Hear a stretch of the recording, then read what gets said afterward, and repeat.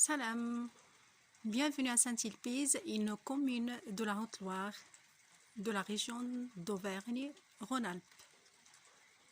Toujours, comme je vous ai dit avant, c'est un paysage spécial, sauvage, vierge. Donc on peut voir des buissons,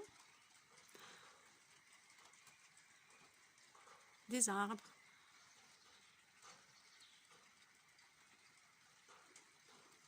On va continuer, toujours avec les noyaux et le coq de fruits, avec une nouvelle œuvre et une idée, atelier pour tout le monde, pour les petits, les adultes et les grands. Il pleut aujourd'hui, il y avait du tonnerre tout à l'heure. On est obligé d'arrêter, d'éteindre le wifi, le téléphone. Donc pas de wifi à cause qu'il n'y a pas d'anti-tonnerre. Avant il y avait, c'était sur le toit d'église, mais comme ça coûtait, comme elle m'a dit, ça coûtait cher pour la commune, donc ils l'ont éliminé. Donc le problème se pose dans les communes, dans les villages, dans la plupart des petits villages. Là, il pleut, mais tout doucement, tout doucement. Voilà. Depuis la fenêtre d'une chambre, je souhaite à tout le monde un très bon confinement. Je respecte toutes les instructions pour mon bien-être. À vous de le faire, à tout le monde, pour son bien-être, santé, familiale, psycho. Attention la phobie. Attention les mauvaises infos. Attention de trop charger les infos aussi. Occupez-vous avec des animations. C'est le moment de rester avec les enfants, pour la famille, couple, autres, avec vos proches, avec les amis que vous vivez avec. C'est le moment de prouver à vos proches que vous les aimez par des gestes de protection, par des paroles de soutien, que tout va et ira bien, Inch'Allah. Et on va attaquer un moment avec l'œuvre.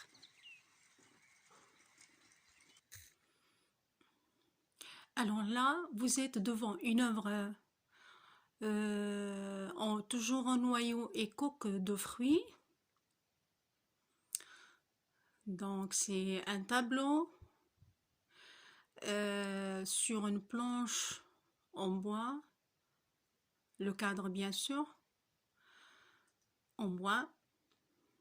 Il est fait à 95% au plus un petit peu avec des noyaux de cerise. Et à 5%, soi-disant un petit peu, au plus, au moins dire, avec des prunelles, ou c'est ce qu'on appelle des prunelles, avec des noyaux de prunelles, ou soi-disant les noyaux de prunes sauvages.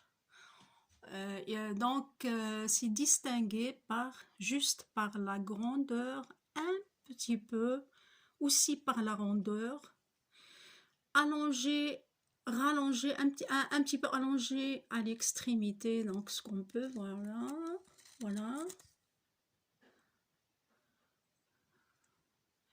Les couleurs, il n'y a pas de couleur, c'est neutre. Donc, il y a, c'est neutre, soi-disant, donc voilà, c'est neutre.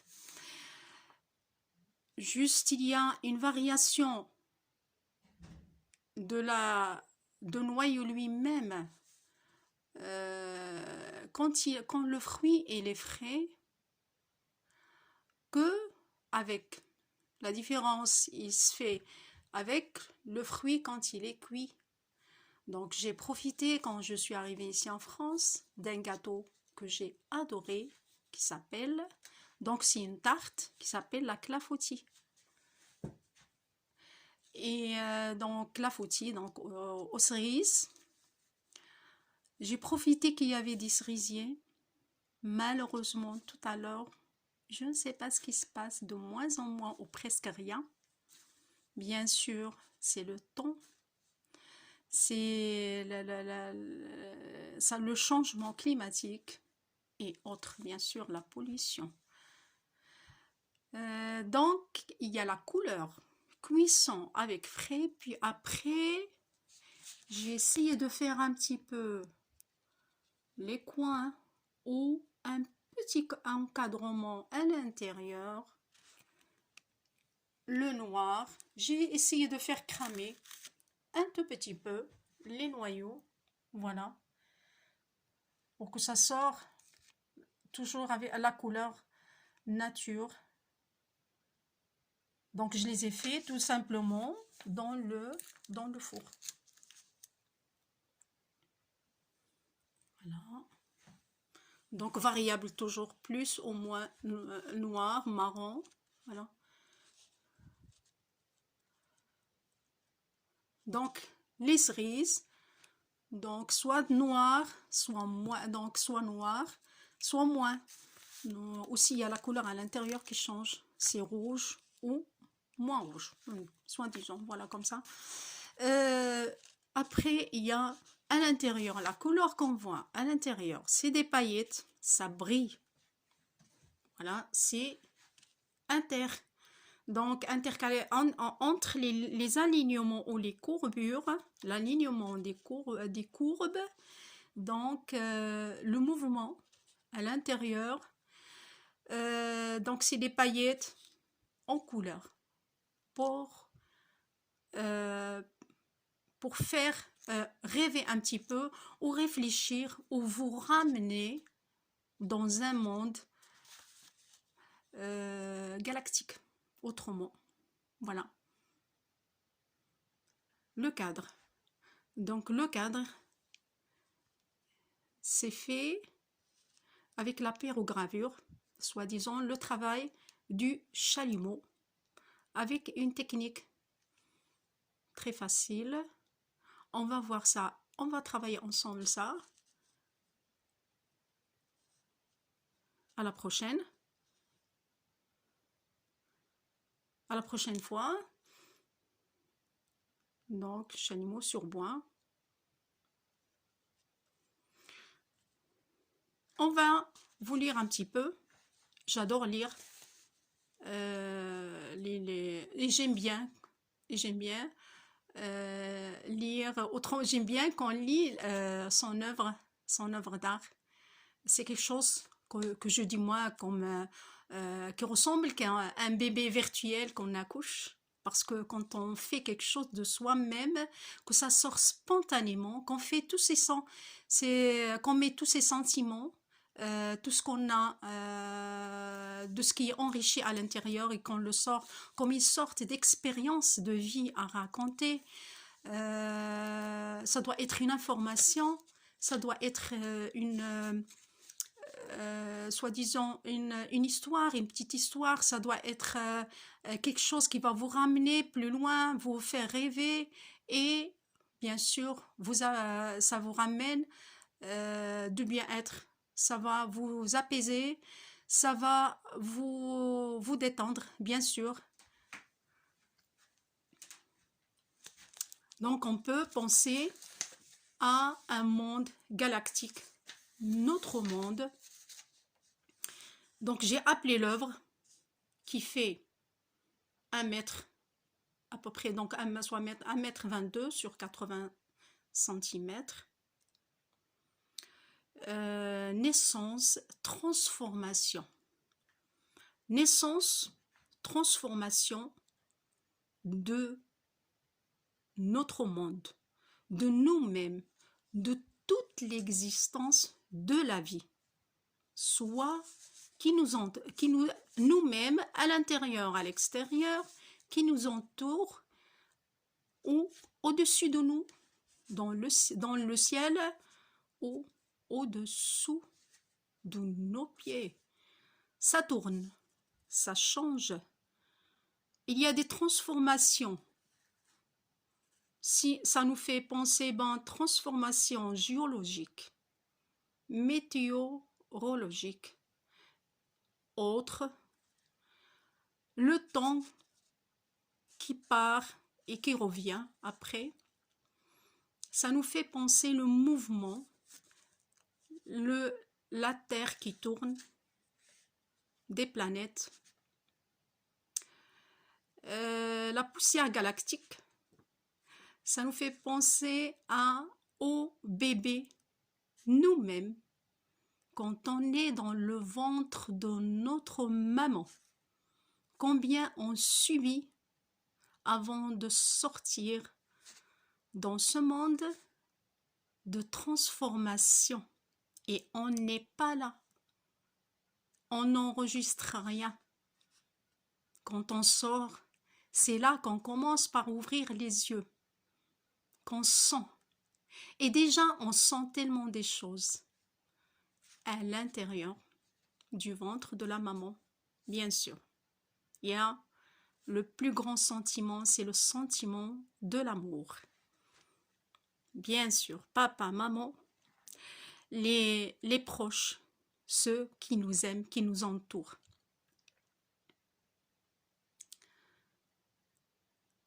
Donc, cette œuvre nous laisse penser à l'unité centrale qu'on appelle le Big Bang et qu'on voit à l'intérieur, qui est le centre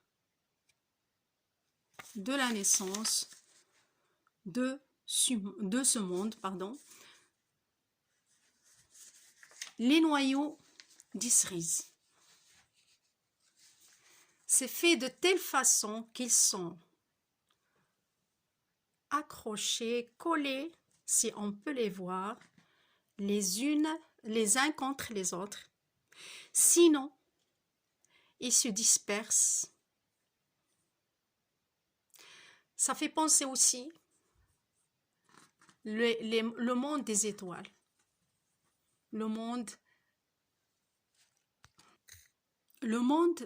de la vie familiale, la vie dans la société, dans les pays, dans les continents. Ça se déplace partout. On est là, on est dans le ventre. Et puis on sort, et puis on grandit. Ou avant, on est dans un autre pays, avant, on est dans une autre ville, dans un autre pays, dans un autre continent. Quelque part, on est en train de faire un voyage dans le temps et à travers les cultures du monde. Donc l'œuvre, ça peut parler à tout le monde, à tout âge, comme je dis, depuis les tout petits jusqu'à les adultes, les plus grands, les plus expérimentés par âge. Si on prend un noyau, avec quoi il est formé, cette œuvre? Un noyau. Et on va parler à un bébé, 3 ans, il comprendra. 2 ans, il comprendra. Et on va lui dire,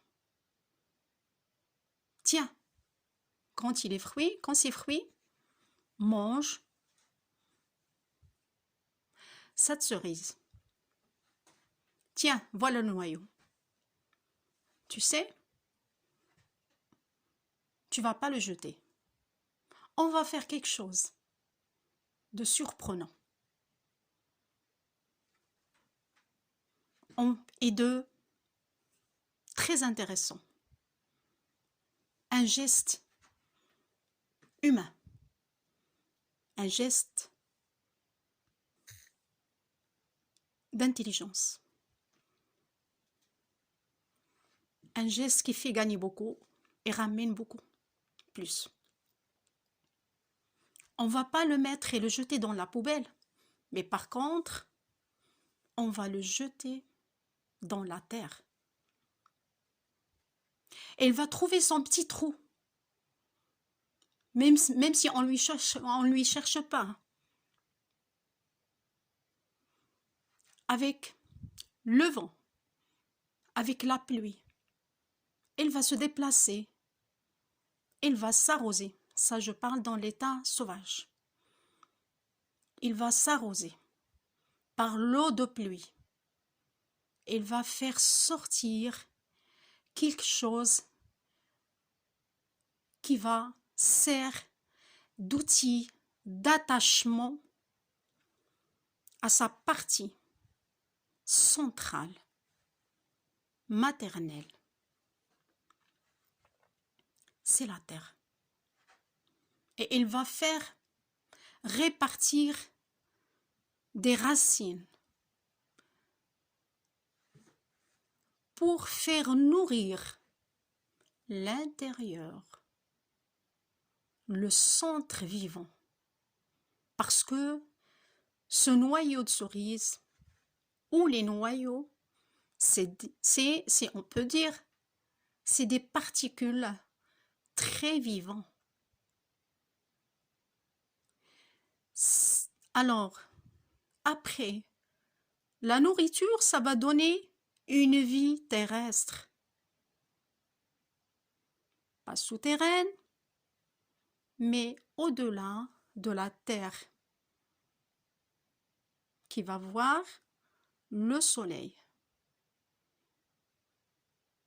et qui va faire des branches qui vont grandir, qui vont se répartir, se diviser partout et faire des feuilles, de la verdure, de l'oxygène partout.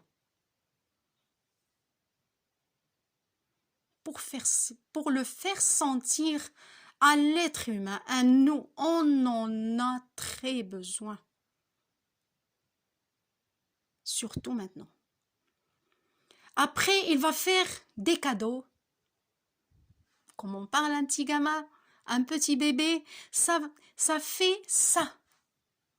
Des surprises partout, à couleur rouge. Vive. Très attirante. Et dans le goût du miel au cœur ou dans le cœur. C'est ça. C'est les cerises. Quoi dire? Un noyau de cerise qui va faire un arbre tout petit comme ça, tout minuscule. Un arbre plein de fruits. S'il est bien entretenu, plein de fruits, plein de cadeaux, plein de surprises, plein de goûts et plein de couleurs. Beau pour les yeux, que beau pour l'estomac, que beau pour les cœurs. Alors quoi dire? Nous, êtres vivants, plein de conscience, si on est bien entretenus, bien formés, bien éduqués par l'entourage. C'est le moment de parler dans ce temps de confinement, ce temps qui prouve à la personne à côté qu'on l'aime par des gestes, par le soutien. Les enfants, c'est ça. Ils en ont besoin. Tout le monde en a besoin. Les enfants, c'est le moment. C'est le moment. C'est le moment de dire à papa, je t'aime, à maman, à notre éducateur, éducatrice, les enseignants, enseignantes, tout le monde qui participe pour nous éduquer, nous former, nous rapporter beaucoup. Et c'est le moment aussi de faire un partage. C'est le moment de rendre la vie plus transparente, plus à l'écoute, plus étincelante, comme ce tableau-là. Si je peux dire, plus galactique, plein d'étoiles, plein d'amour, plein de rêves, rêver, déjà comprendre avant d'entreprendre, voilà, comprendre si je dis, donc je l'ai dit comme ça sort comme ça spontanément, je parle spontanément, bon, dire comprendre avant d'entreprendre, entreprendre la vie de couple, la vie de la famille, la vie d'amitié, la vie professionnelle, la vie de voyage. Aussi parlons, avec ce temps de confinement, aussi parlons de gérer, comme j'ai parlé tout à l'heure, de rêver, ça commence déjà par rêver.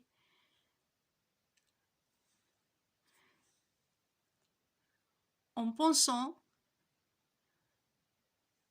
à la campagne, parce que tout à l'heure je vois qu'il y a des gens qui ont pris la route à la campagne des grandes villes, là où ils habitent. La campagne, il faut y penser tout le temps. Moi, je suis dans la campagne sauvage. Je ne viens pas de la campagne du Maroc, mais je viens d'une grande ville. La campagne, c'est un rêve d'enfance, la nature, l'attachement à la terre elle-même, aux arbres. C'est ce qui m'a poussé aussi parmi les choses ici, à ce coin-là. Et c'est un coup de cœur. Alors pensez-y tout le temps. C'est pas qu'au moment de catastrophe au confinement pour s'abriter. La campagne, il faut y vivre.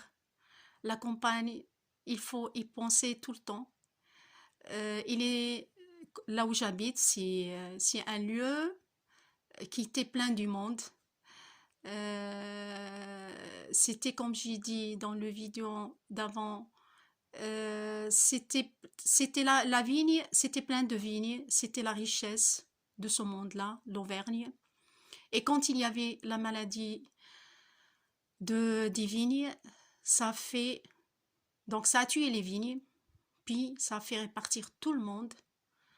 Et il n'y a pas presque pas rien, juste un petit peu du monde qui vit ici. Moment de réfléchir à remplir les vides, à abriter les lieux, à restaurer, à faire des projets ici. Et surtout, le plus facile, qu'il y a le télétravail, qu'on peut travailler, faire tout. C'est dur, mais c'est le meilleur d'avoir son enfant ou ses enfants qui sont à côté et de travailler de chez eux et d'entreprendre leur vie et leurs projets.